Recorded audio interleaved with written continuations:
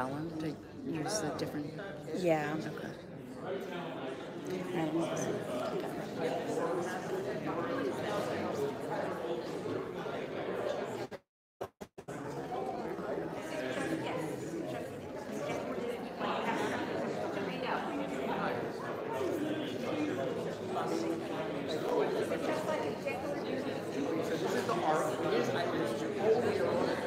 That's like my line. How are you? Yes. I recognize you. Sarah. Yes. So this is our art. And it is not supposed to represent anything at all, but I've heard it's the tree of life. Oh, it's the burning bush. I've heard all of the above. It's two lines. But I think that it really is just a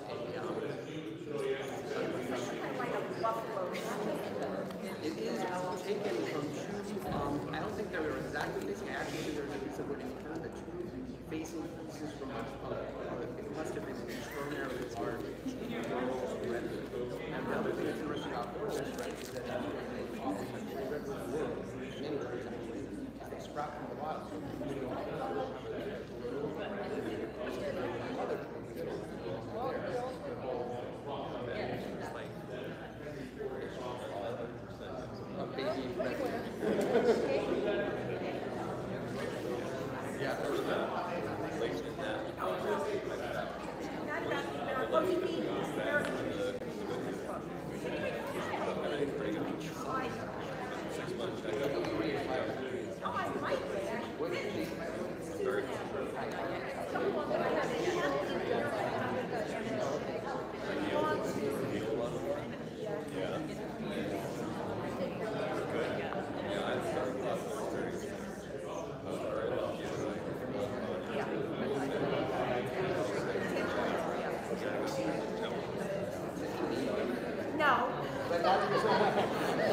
I was like, whoa.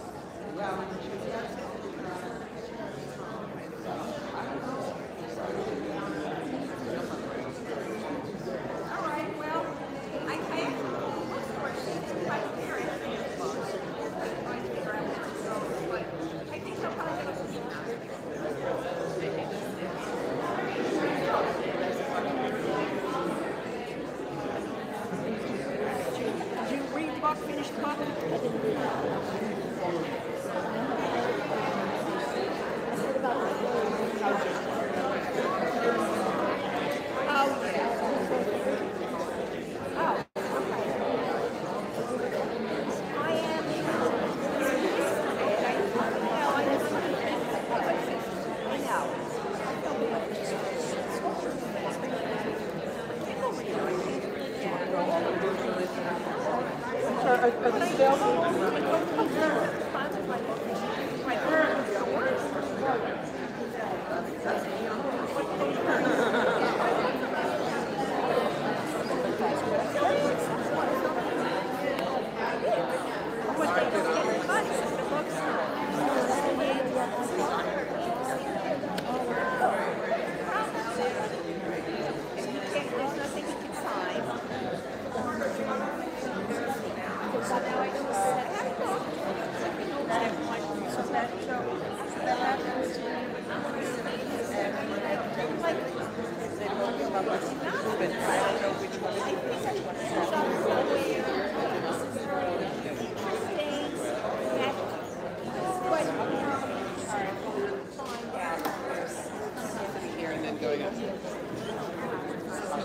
good evening, welcome.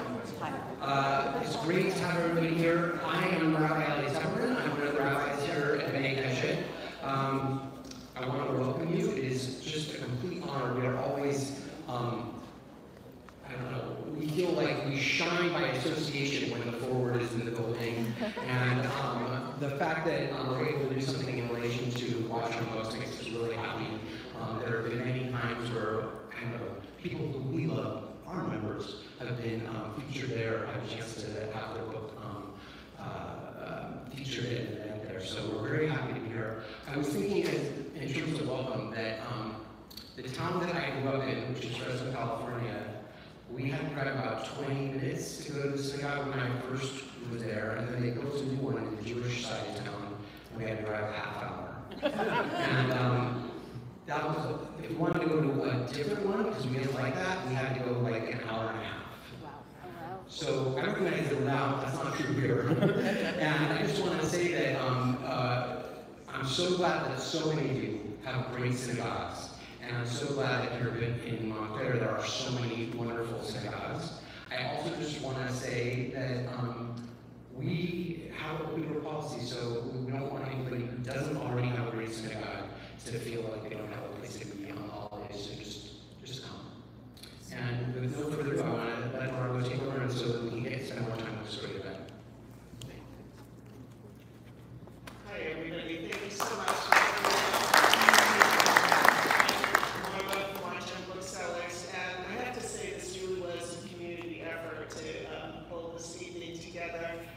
We first have to thank Cliff Coleman Murray. Cliff, you are our longtime friend at the bookstore, and he wrote to us and said, "You've got to invite Josh." And so we were so thrilled, and then to have Jodi Rudoren, to have you come and donate your evening with us is really special. And most importantly, that Bnei Keshet opened their doors to us. Thank you, Rabbi, because we just kept getting sign-ups and sign-ups, and we said we can't squish everyone together in our space. So we're very grateful to be here tonight in this space. So thank you all for coming out. And now I'd like to formally introduce our author and conversationalist. So Joshua Leifer is a journalist whose essays and reporting have appeared widely in international publications, including the New York Times, the New York Review of Books, the Atlantic, the Guardian, the New Statesman, Haaretz, and elsewhere. And he's currently pursuing a PhD at Yale University, where he studies the history of modern Jewish politics. And we're thrilled to have him here tonight to talk about Talbot's Shower, which was just released last month. And then we're very grateful to have Jodi here with us this evening, Jodi Rudoren, who lives in Montclair, and she attends Friday morning minion here at Bnei Keshet, and has been the editor-in-chief of the Forward for the last 5 years. And before that, she spent 21 years at the New York Times, so including nearly 4 as Jerusalem bureau chief, covering 2 prior Israel-Hamas wars in Gaza. But tonight we are welcoming them to lead a conversation at Talbot's Shower. So please, let's welcome.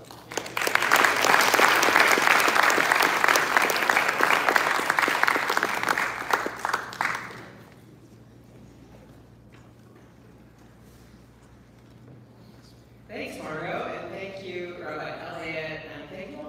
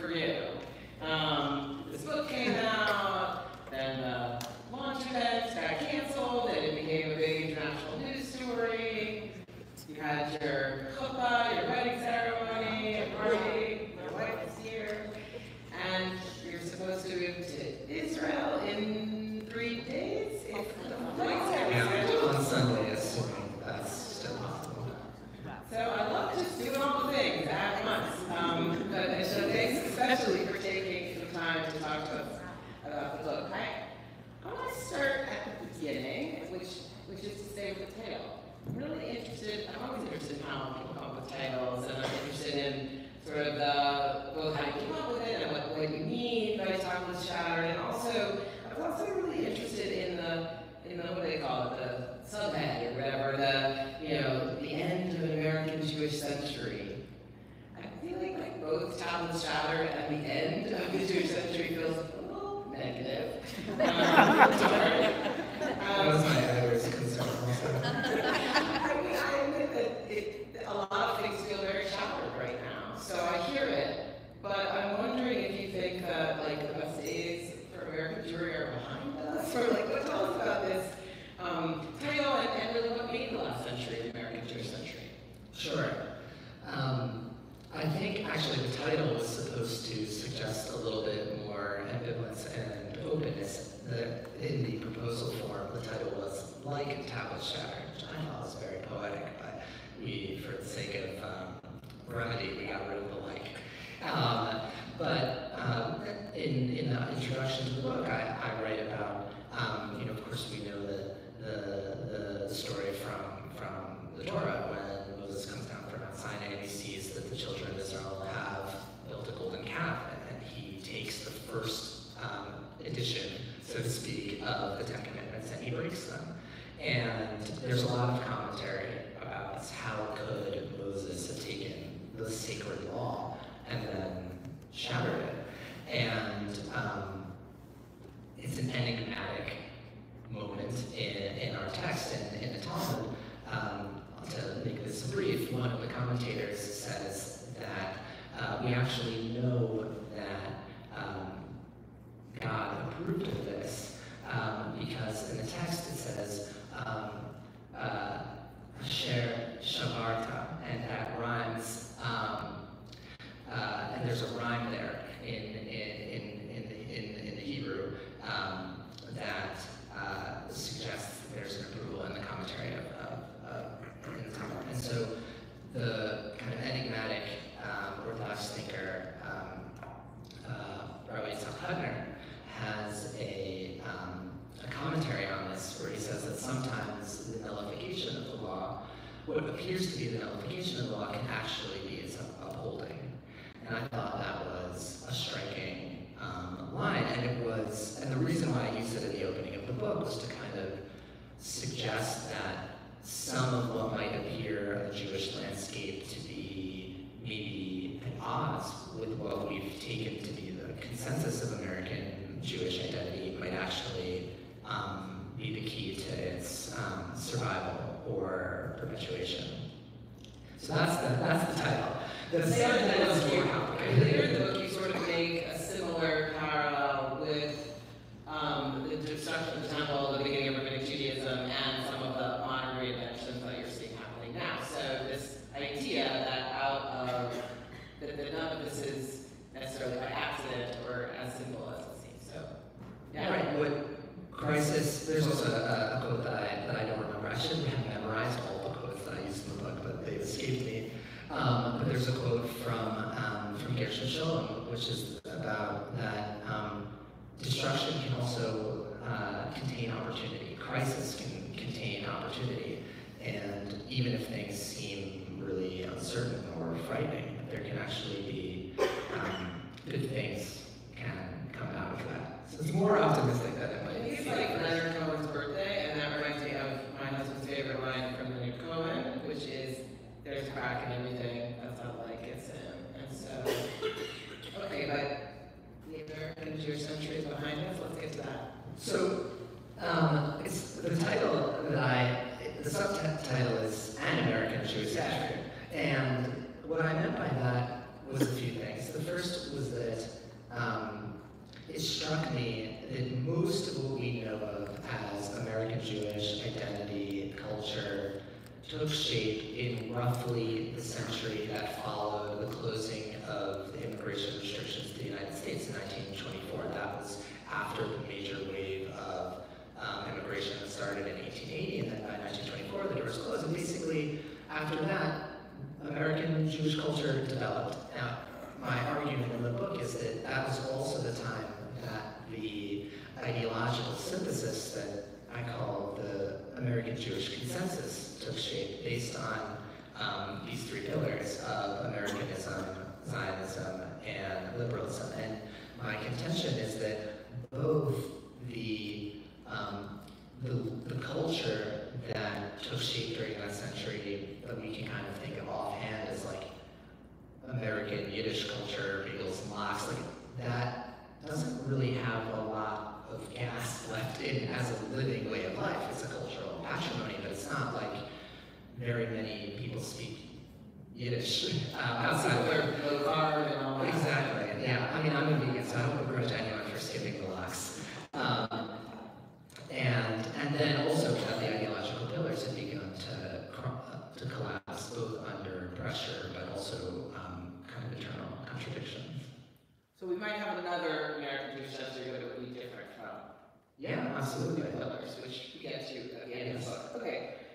So as I mentioned, people probably know that your launch event got canceled based on a bookstore employee who was outraged by Rabbi Andy Bachman identifying as a Zionist, which is particularly ironic for those of you who know Rabbi Andy Bachman because he is a very, very liberal Zionist. But in any case, it turns out that as long as they spell your name right, it's good for book sales. So it worked out okay. You got a much bigger and better launch event, and got a lot of attention. Actually, both you and Rabbi Bachman wrote really moving essays about that experience, and in yours, in The Atlantic, you described how the public discourse on Israel-Palestine had curdled, was the word you used, which I thought was really powerful and new. And you said, nuance is evaporated, and humanity is in short supply. And I felt very seen by that line. You're talking to a person who literally has a sticker with the word nuance on my computer, and really believes and argues publicly that empathy and humanity is like not just the core of journalism, but also of Judaism. So it's very difficult for me to accept the idea that nuance and humanity are evaporating and not present. So I wonder how you're finding your way through that very dark assessment. So I've gotten similar questions along these lines, and I actually think that one of the big surprises of the post-launch event moment is actually been the book has received a lot more of a friendly reception than I had anticipated, and I think that if maybe online or in certain kinds of maybe activist spaces, there isn't very much desire for nuance. I think that maybe in the American Jewish community, surprisingly, there actually are more people who are looking to have their, I guess, complex feelings represented, to be able, I mean, I said this at another event last night, and people who want to kind of be in this place of saying, I care about Jewish flourishing, I'm sensitive to Jewish vulnerability in this moment. I'm also ashamed of how Israel is carrying out this war. And to be able to feel both of those things at the same time and not have to give one up as an entry ticket into one kind of space or another. I want to stick with the question of Zionism for a second. And in the beginning of the book, I think you talked about growing up with something, a term you called Kishka Zionism, which is like, it's in your gut, right? And you obviously have spent a lot of time in anti-Zionist organizations, movements, activist spaces, or at least in bedfellows with many people who would be avowedly anti-Zionist. And now you're moving to Israel. So I guess I'm wondering whether you define yourself as a Zionist, and also if you could tell us, we've written many, the word Zionism seems to have been really weaponized and hijacked, I guess, by extremists on both sides. And I guess I wonder if you think we should worry about that, try to get it back. What do you think it means? I'm just hungry, yeah. Like your own, are you a Zionist? If by believing in the right of Jews to self-determination, I'm a Zionist. If Zionism means maintaining Jewish supremacy occupation, then no. And I think part of what happened was that, and I feel it's like, it's funny to see faces here from various stages in my life who I think have a certain sense of irony of all of this, or in the position that I ended up in. And I think that one of the things that's changed a lot over a relatively short amount of time is that, when I was an angry teenager, which I read out of the book, asking questions and trying to understand why Israel was doing what it was doing, there wasn't a lot of space in places that called themselves Zionism for strident critiques of Israeli policy. So if you came out and said, I think the occupation is wrong, I think military rule over millions of Palestinians is wrong, then the response that you would get was like, well, you don't have a place in this tent.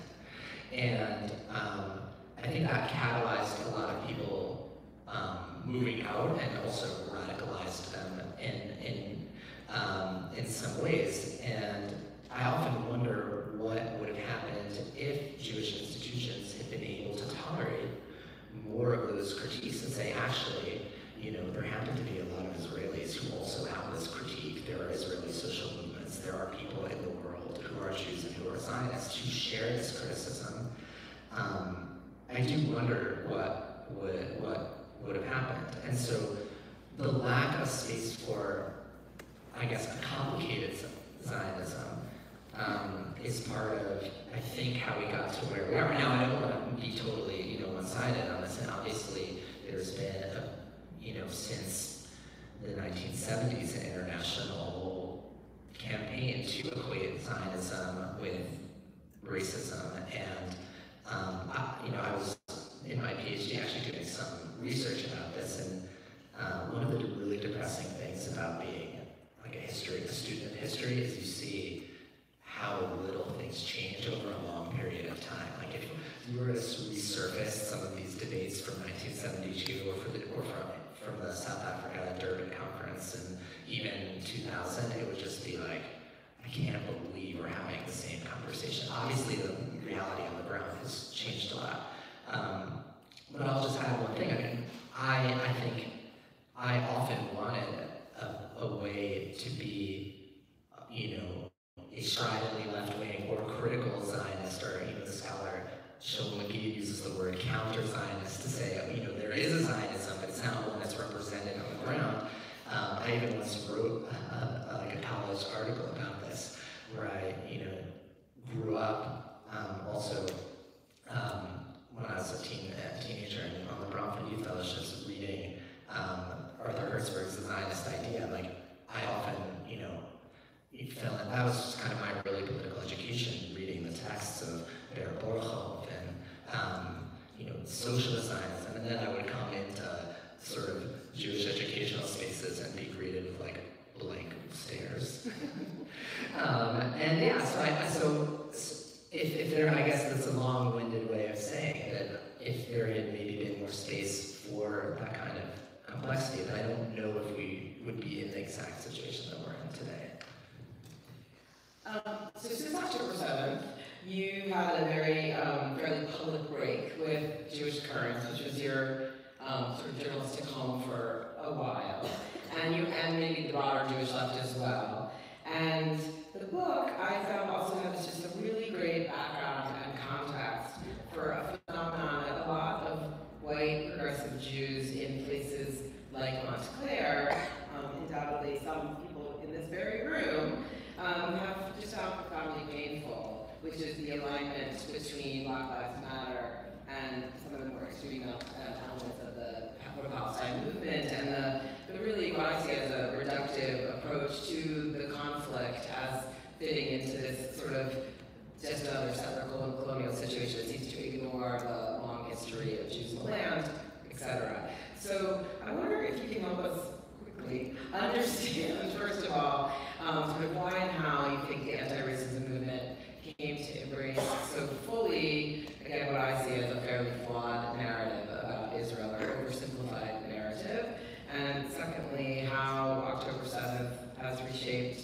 your own kind of political alliances and standing in the world. Those are, again, two really short questions. Just really short, simple questions. It's a multiple choice situation.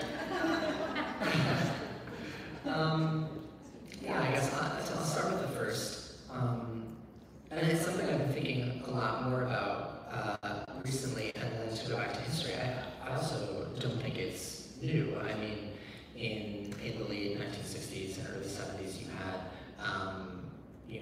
there were Black leaders and Black Panther, members of the Black Panther Party who embraced these, saw Zionism as an instantiation of imperialist white supremacy. So I don't think that it started over the last 10 years, but I do think that maybe there has been a change in, let's say, American liberal culture over the last 10 years. This is something actually one of the reasons why I ended up writing the book was I wanted to track what had happened over the Trump years, not just in America broadly, but actually in American Jewish life and in the way that American Jews related to, their neighbors. And one of those ideological developments was something that I think in a lot of ways is salutary and was important. But over the years of the Black Lives Matter protests, liberals and progressives learned about the importance of centering the voices of those most impacted by oppression, those on the front lines of the experience of oppression, and to listen to them. And that was a reflex that people developed over, I guess, it's almost a decade now. Initially, that had to do with kind of the domestic politics of race. But I guess maybe beginning in, say, May 2021 and then onward, that approach to politics also now came to be applied to Israel-Palestine. And very quickly, I think, the logic went, well, Palestinians are the ones who are under the boot. And so the thing that a good ally does is that they listen to what they have to say. And there's always been something a little bit reductive about this approach, which is that no group of marginalized people ever speaks in one voice. And so, it's true there are members of the Palestinian diaspora who demand a one-state solution, but it's also true that the Palestinian National Movement in the occupied West Bank, represented by Fatah, is still committed to two states and a Palestinian state alongside Israel. So what would it mean to listen to Palestinians given this diversity of opinion? And that was, when I say that the nuance evaporated, I mean, this is a good example of a place that the kind of, what I think came from a really good impulse that we should listen to people on the front lines of oppression. It's more complicated when there's divisions among people, because people have disagreements. But the one I think There's just a problem with only listening to right. So that's the second part, and the second part has to do. And I was in a lot of very difficult conversations about this. The problem with only listening is one, human beings don't and shouldn't have to surrender their critical faculties ever. And being in solidarity, I don't think requires deference. Listening is one thing, but total surrender of independent thought is something completely different. But I think that, just to get back to the initial part of your question, this approach doesn't work for Israel-Palestine because what gets lost in the maybe a rigid allyship paradigm is that there's no place for an independent, autonomous Jewish politics that's related to the place. Well, and if you go a level up, divorce from a specific situation, the whole idea that in every situation there's one victim and one oppressor, one bad guy and one good guy, it's just like objectively reductive. Right. Or it's one truth that has more value than if somebody else's truth. No, it certainly was a Manichaean division of the world. I mean, I remember being in conversations with Palestinian activists and really wanting to kind of find a common cause. And one of the hardest conversations I had was, well, if you want to work with us as diaspora Jews, you have to give up on the idea that you have a stake in what happens. Because otherwise, continuing to insist on some kind of relation to this place is basically a form of Zionism. And I think that position has basically become the dominant one in a lot of progressive spaces in the United States. And in terms of your own kind of realignment, perhaps, or? It's a good question. I mean, I think that that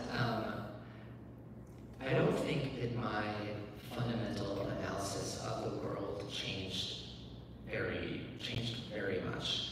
I think that I was never an anti-Zionist and never publicly identified as one. It's true that I was very critical of certain forms of liberal Zionism, especially because I thought that given the entrenchment of Israel's occupation, that a kind of rhetorical pose that said, yes, we support two states, but we're actually not going to do anything to put pressure on Israel to end the occupation was a dishonest one and a damaging one. I happen to think that the developments, as grim as they have been over the last year, have actually increased the chances of a two-state solution rather than distance them, and that's strange to some. And I think that's something that had moved me away from where the left went, which went into a more one-state paradigm. Although one-state paradigm, I think, lacks a lot of clarity about how it plans to get there. And I was going and lacks a lot of honesty about what that one state is called or what it's like to live there. Exactly. I think that I always operated and assumed naively, I learned that many of the people I was working with were also operating under the assumption that Israelis and Palestinians are not going anywhere, and they will both have to share the land, and they both deserve equality and self-determination. It turns out that that wasn't shared by everyone, and that's kind of been the learning process over the last 9 months. I also, just to add one last thing, I also think that I had always thought that part of the project that I wanted to be part of was to speak to the American Jewish community and to move it politically. Now, I didn't always do that successfully, and I think that one of the huge perils that any person involved in political change faces is that the more you get frustrated politically, the more likely you are to become more extreme. But it's actually in that moment of frustration where you have to stick to the thing you actually believe in that enables you to make progress. And I think I look at a lot of former colleagues and comrades, and I think, well, we actually might have made progress, but because everyone got frustrated, the rhetoric became more, the demands became more extreme. This is something we all know from social movements in the 60s. And I think a lot of people gave up on, former colleagues gave up on trying to change the American Jewish community. At the moment, just at the very moment when I think it maybe might have worked. Although we might have another potential. Yeah. Okay, well, I've decided we're going to stay for 3 hours. I'm going to open it up in maybe 2 or 3 more questions so you can get your ideas ready. I want to ask you a little bit about, you have been an activist and a journalist. You've written a book of history, and you have a PhD in history. I wonder whether you're all those things at the same time, whether you had a journey from one to the other, or how you think of those things intersecting. I definitely don't think of myself as an activist. I was an activist in college and then graduated into journalism. I think that journalism that I've done has been engaged, to borrow the term from like the French context of being in conversation with social movements. I think that Journalism is better. I don't want to. Yeah. Better for you. It's better for me. I mean, I think one of the really hard parts about being a person who writes is, but also wants to be politically involved, there's an internal tension between the demands of an activist movement and the demands of intellectual life.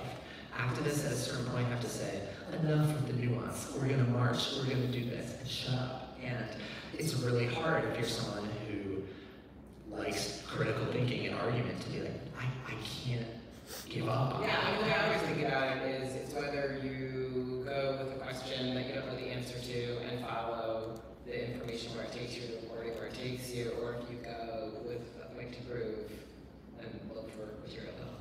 that's exactly right. And I actually felt that change in my own writing from maybe being like fresh out of undergrad and being a little bit of a hack.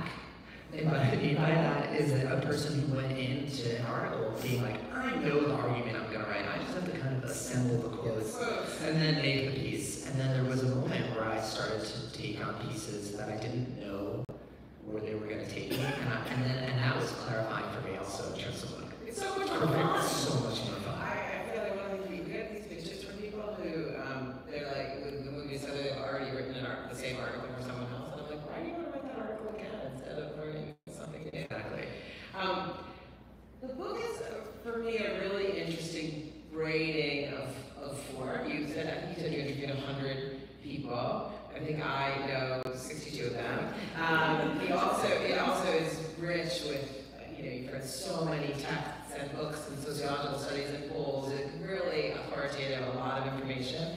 And woven through is a lot about you and your family, and your teenagehood, and your activism period, and your wife, and your great aunt who died recently, and like there are a lot of first person. And I wonder why that was an important element. And we talked about this a little bit yesterday, or whatever it was we talked, but I've been really thinking about this idea about whether being part of the first person plural for a book like this, for a book about this community, is a particularly important thing. So, Yeah, I mean, I think it was.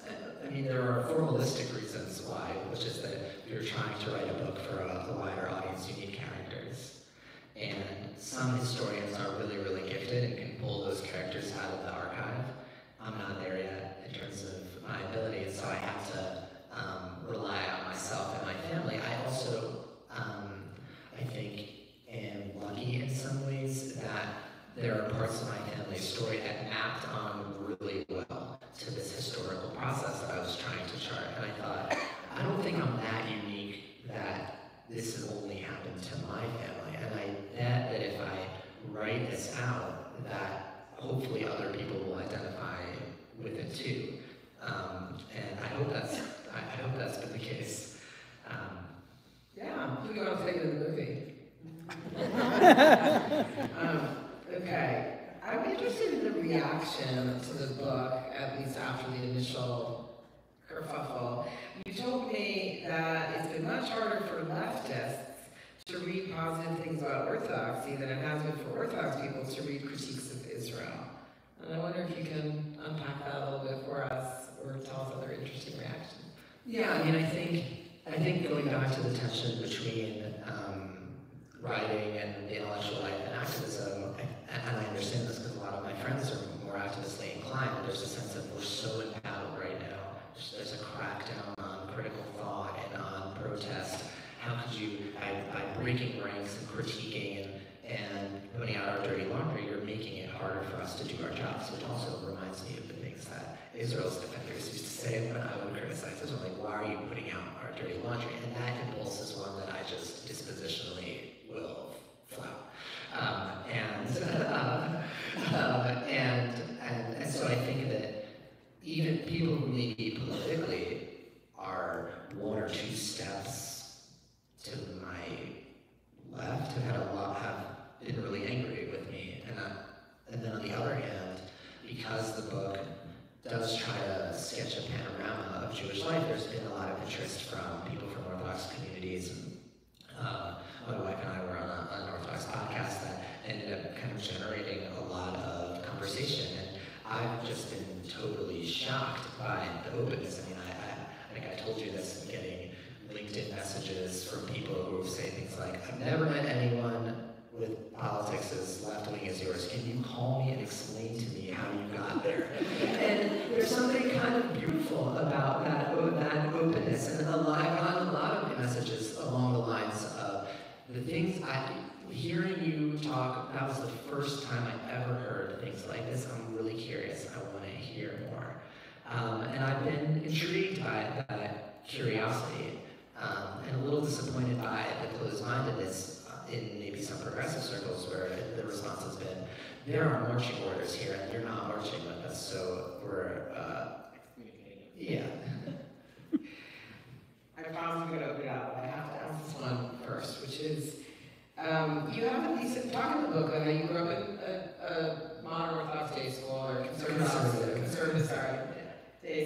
there's a few people here from there. And there was a real hegemonic view of Israel, and that if you hadn't switched to a public school in, was it 8th grade? Sixth grade, sorry, that you don't know that you ever have become who you became or thought the things you did. And this reminded me of, I'll embarrass my child now, a story of something she asked me when she was 11. It was 2018, and the midterm elections, and she said, really brilliant question, here we go, ready? She said, do you think that if you and Daddy had grown up in the same families, but in red states instead of blue states, would you have the same political views? So I'm interested in your how you would answer her, where you sort of regarding sort of like the difference between values and community context, and what the broader lesson of that might be for the American Jewish communal institutions. I also want to mention this line that I think comes towards the end of the book that I wrote down, which is, you said, I prefer to pray with people I disagree with. And I thought that was really beautiful and really heartbreaking, because so few synagogues or any spaces, schools, seem to still have people who just honestly disagree and work it out to pray together or eat together or whatever. And that's why she can ask me that question of, if you grew up in this place or that place. So I guess why do you like to pray with people you disagree with? What do we do about the fact that there are so many places to do that? And if you grew up in a same family, different state, do you think your politics would be different? Oh, those are big questions. Big counterfactuals. I mean, I think that, I grew up in the day school that I went to was this incredible, warm, very, Heimish Israeli kind of place, and I loved it there. It was like a second home to me. And then moving into a public school for middle school, was constructively traumatic. For a lot of reasons. It was in the States where I come from, was very small. I was in a class, there were only 5 people in my 5th grade class, and I was the only boy.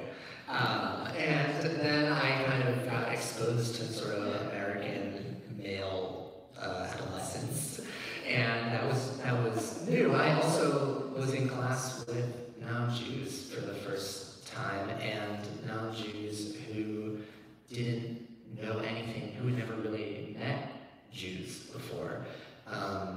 And I think that experience was formative, because it kind of, for me, set up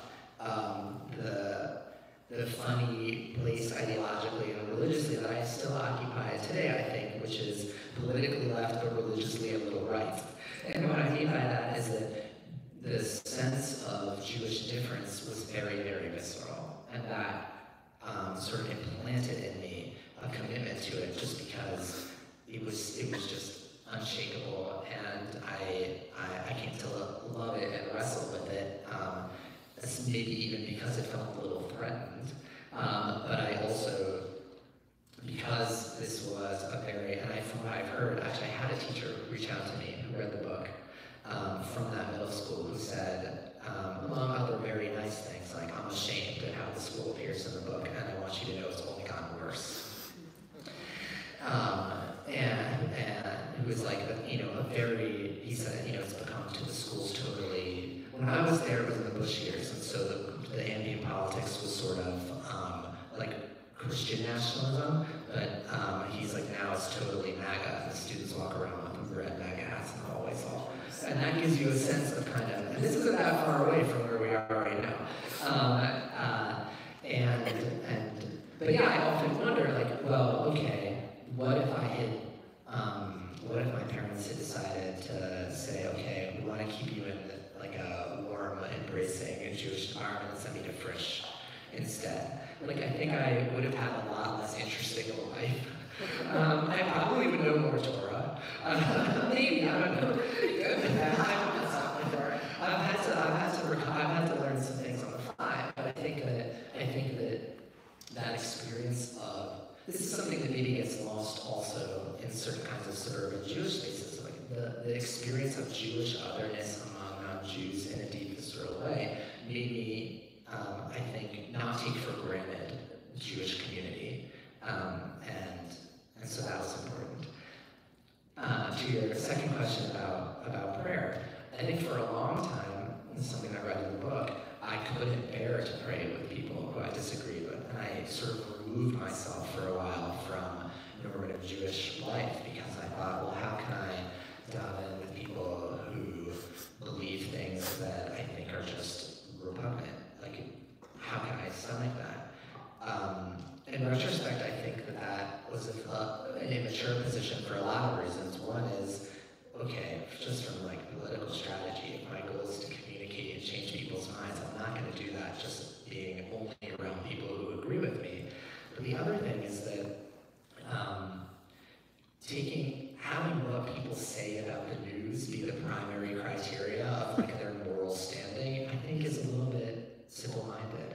And as I grew up, I came to realize that people who maybe, I definitely don't want their vote to be the deciding one, might have a lot of other virtues in their religious lives and their communal lives. And I also might learn from them by being around them, whether it's about how to be a person or whether it's about how to read a certain text. And I realized that I missed out on a lot by being so insistent that I could only pray in a place that had like my very idiosyncratic combination of political and religious commitments. It's also ironic. Think about it.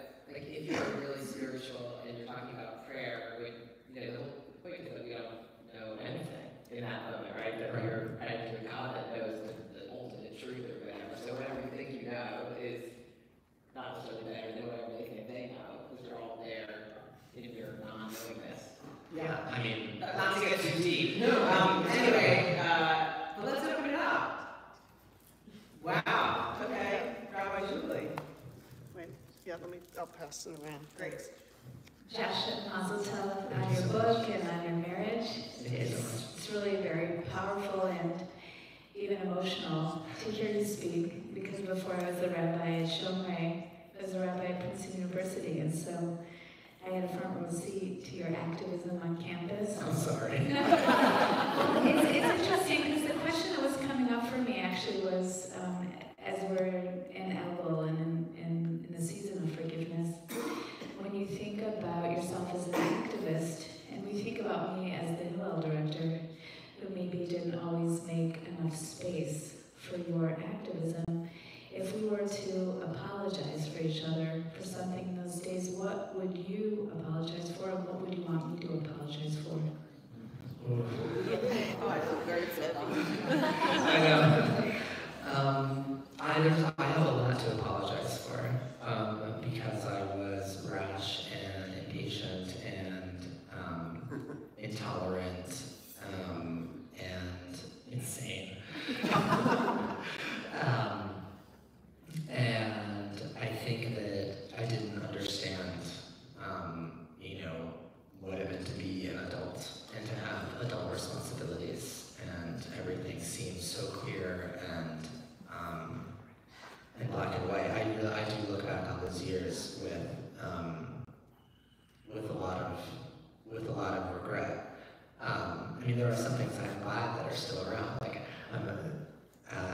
there was an organization that I founded called the Alliance of Jewish Progressives that has continued to cause trouble on campus. And I think there is a yeah, but that also took shape and space that you did make. I think that I don't know if I have any requests.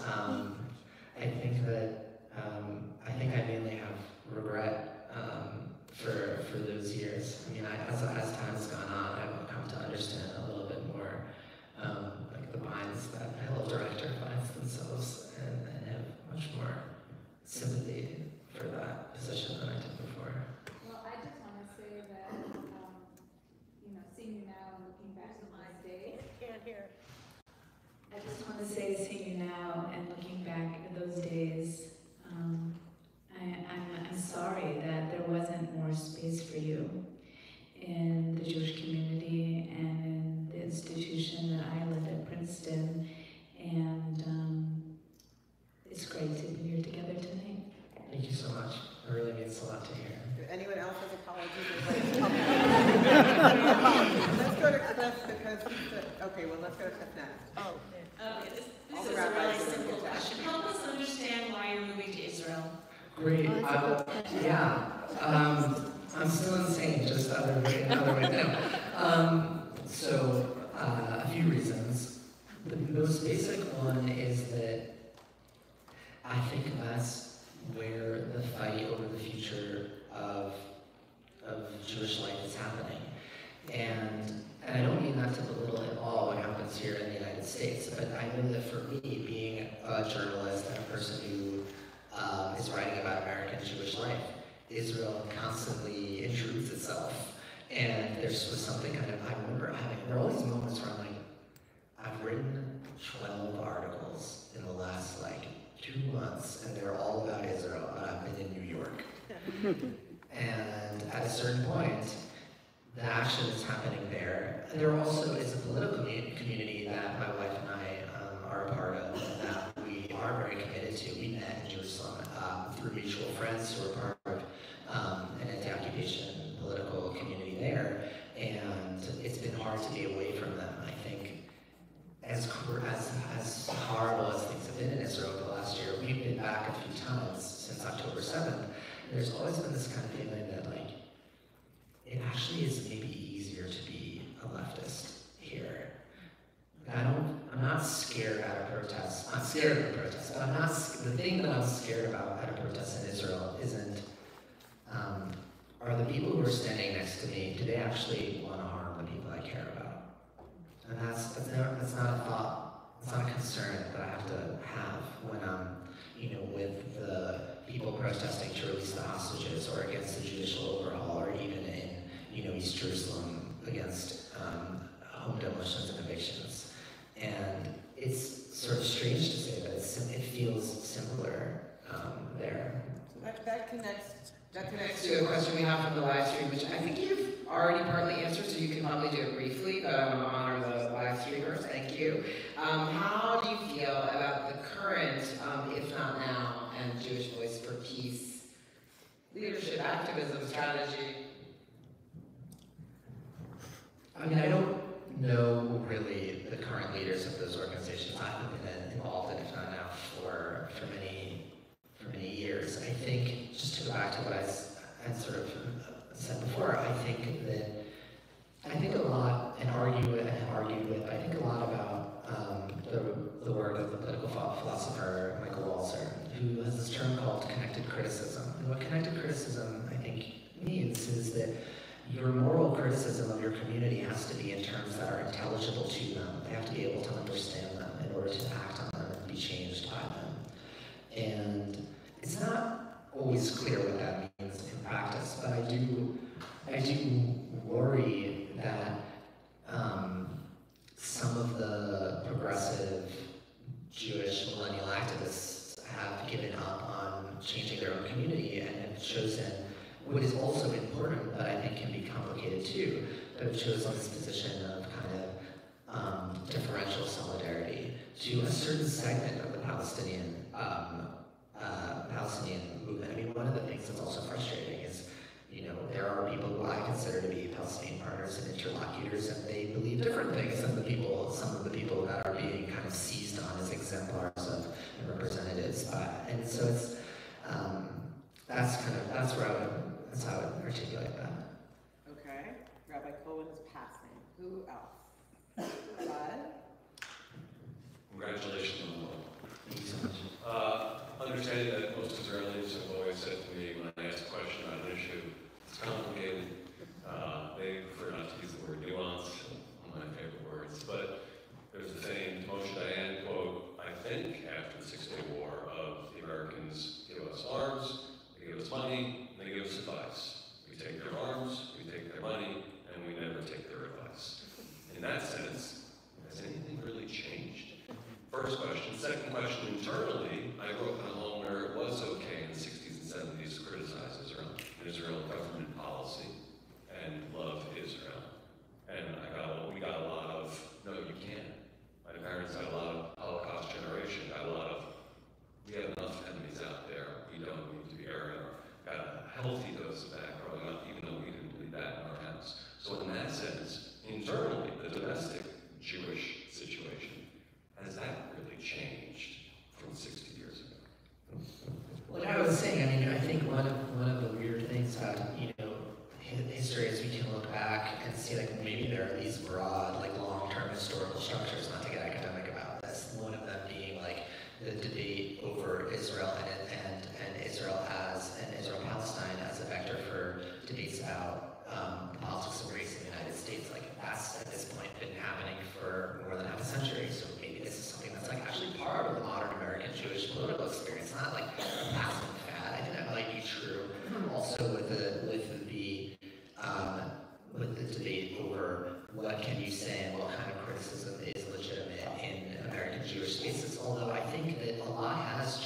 one of the, I guess, minor but still significant tragedies of the last year is that over the course of the judicial overhaul in Israel, I saw unprecedented criticism of the Israeli government on the part of the mainstream Jewish institutional world. And I was, on the one hand, a little skeptical of where that was going to go, but also privately, like, kind of encouraged by the way that, people who took themselves to be Israel's, most strident defenders were now writing open letters criticizing Benjamin Netanyahu.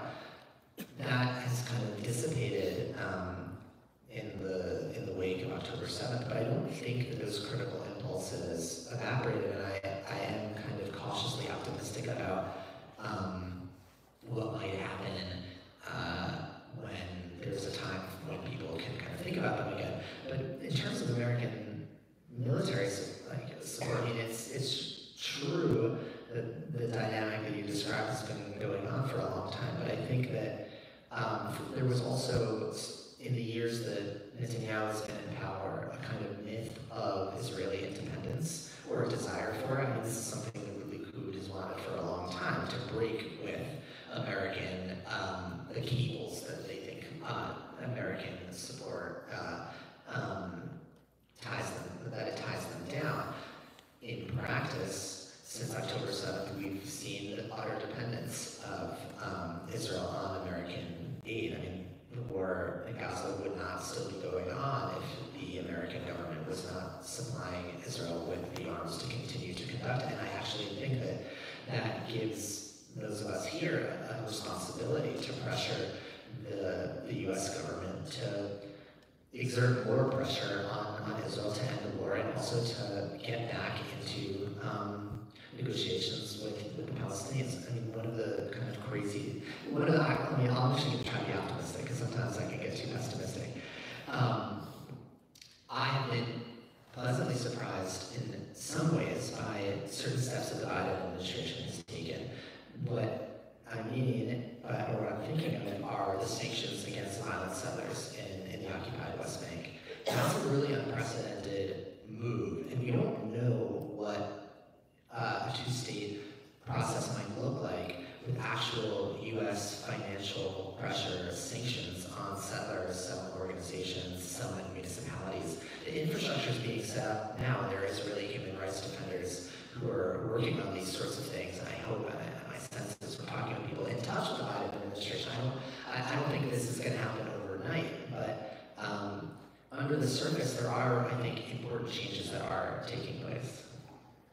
I just want to add a couple of quick things. One is, I do think a big change in Israel is the rise of the extremist right, and there's plenty to read about that. And also, for me, I think it is clearer and clearer that the status quo is not sustainable, and I think that is a real change. And when Americans get that, and when Israelis get that, we may see other changes. I also want to just point out, we really do not get time to do this, but there's this whole other part of this book, which is about the arc of acceptance of same-sex marriages, rabbis, and sort of queer Torah. And then there's another whole chapter about Haredi Judaism and the growth of Black Orthodoxy in America.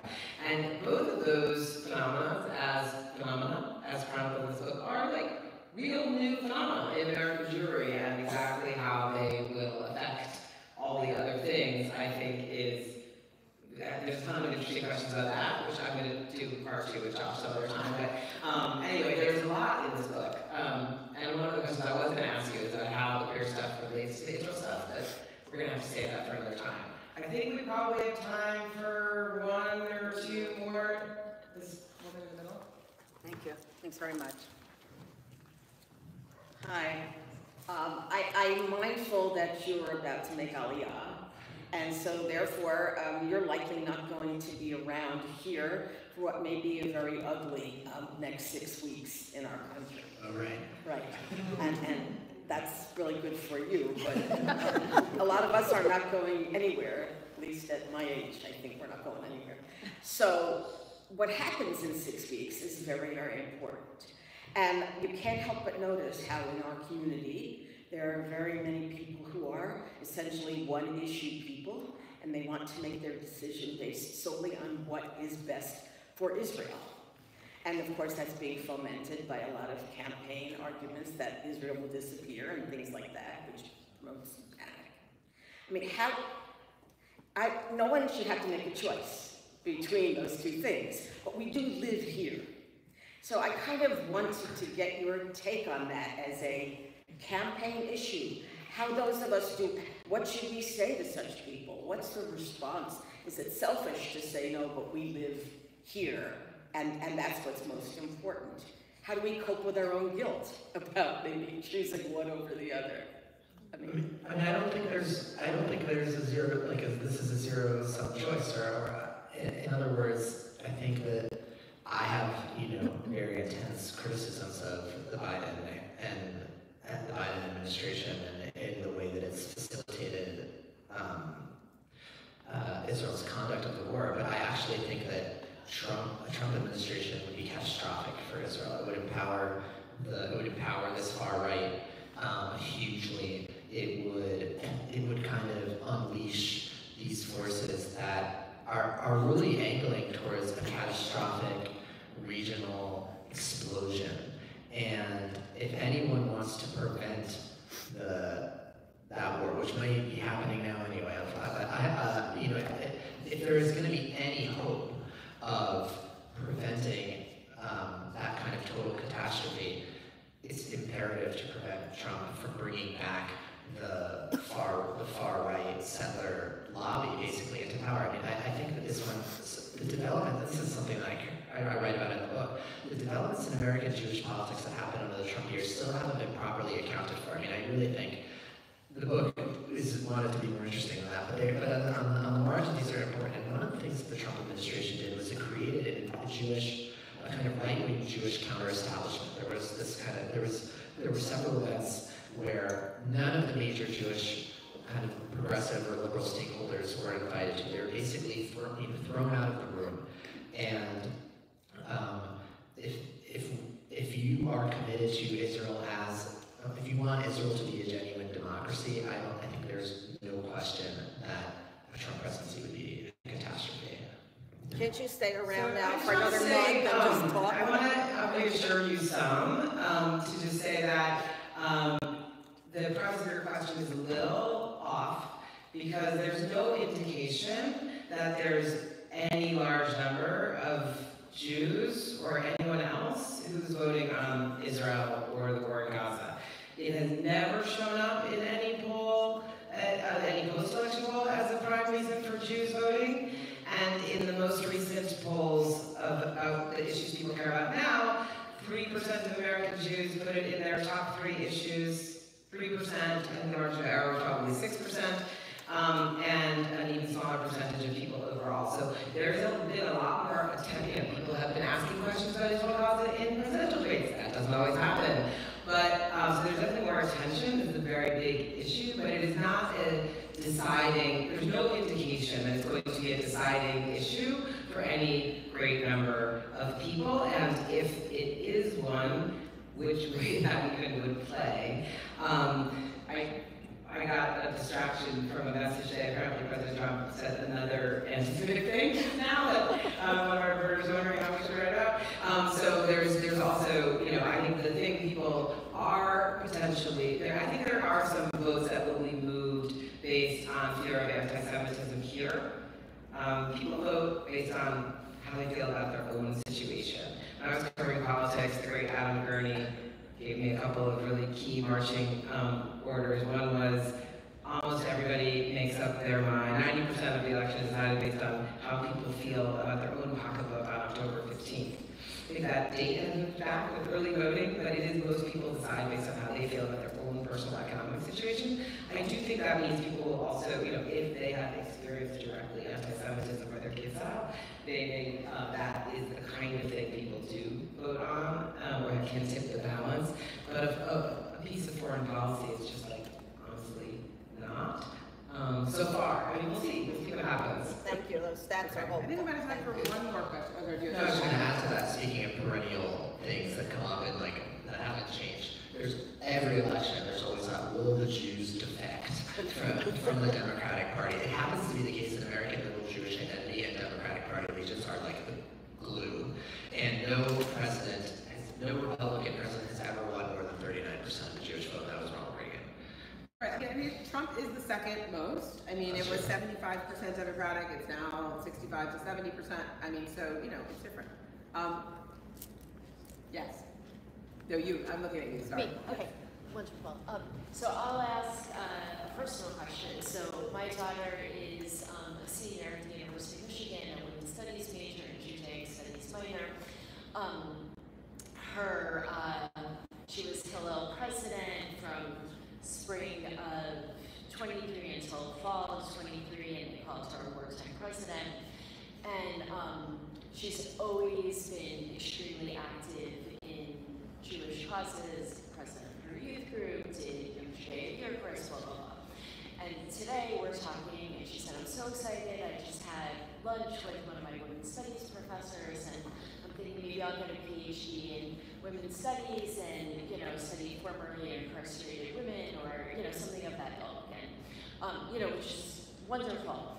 And she said, I'm just exhausted by the Jewish stuff. And, you know, I've always seen her as, like, she briefly contemplated being a Reform rabbi, and she would just be perfect to work in Jewish communal leadership or street internship.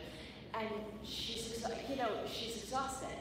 And so how do we keep our young people, because we need people like her in this space, how do we keep our young people involved in such a difficult climate? Like, I can understand why she's exhausted, but I don't want her to leave this space, because I think she's part of the future. Yeah, it's a great question. I mean, I think that the exhaustion is understandable, and it's something that happens. I think it happens around just that age where you graduate college and you start to think about what you're going to do. I know that even for me, someone who's never wrote a book about American Jewish life, that there were moments where I thought to myself, is this really what I'm going to do? And I'm going to have to deal with this forever. But it turned out that I found it kind of inescapable and decided to lean in on it. I think that, you know, at the most basic level, like that because the exhaustion is understandable, it might just be a period of time where, you know, Jewish involvement is at a low ebb, or maybe it looks different, maybe it's less public and more contemplative. I mean, I definitely had times where after intensive, you know, college activism, I thought, okay, I want to actually take a break a little bit and think and slow down.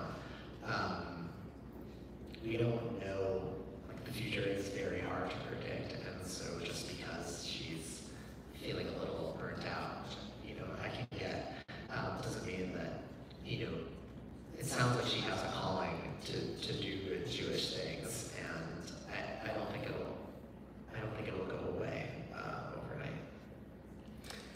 I also feel very seen by the exhausted by the Jewish stuff, so thank you. I want to close by thanking all of you for your great questions, and thanking Margot and the Watchung Booksellers team, and of course, Rabbi Elliott. And I would say, in my exhaustion of all the Jewish stuff, I did not want to read this book. I was like, this is like the last thing I want to do is like read a big book about Jewish stuff. But I did want to interview Josh and do this event, and I actually listened to the book as an audiobook, which is a new thing for me.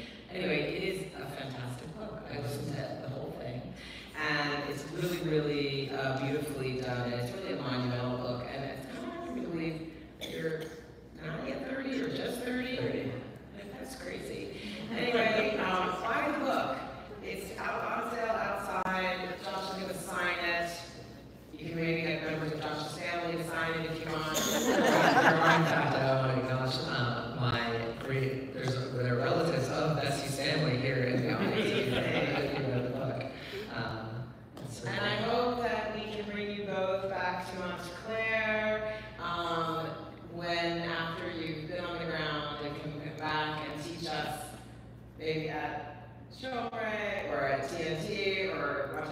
booksellers, or whatever, you're always welcome in Montclair.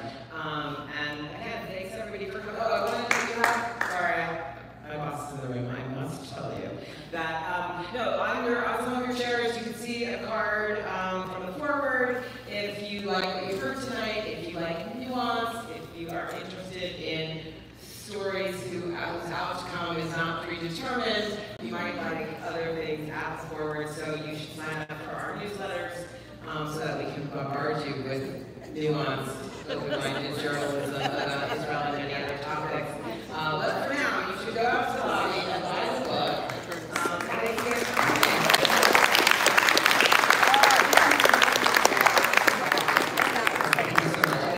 If you have nice things to say, my mom is here, so you can talk to her.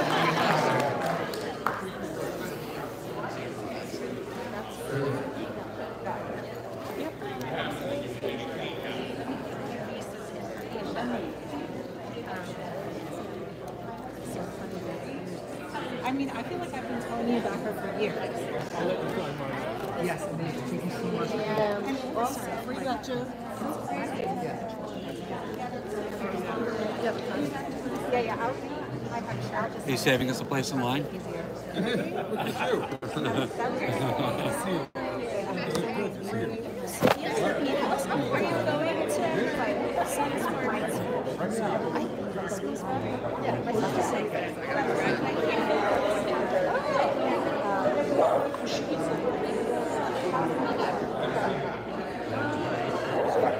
Still remember us.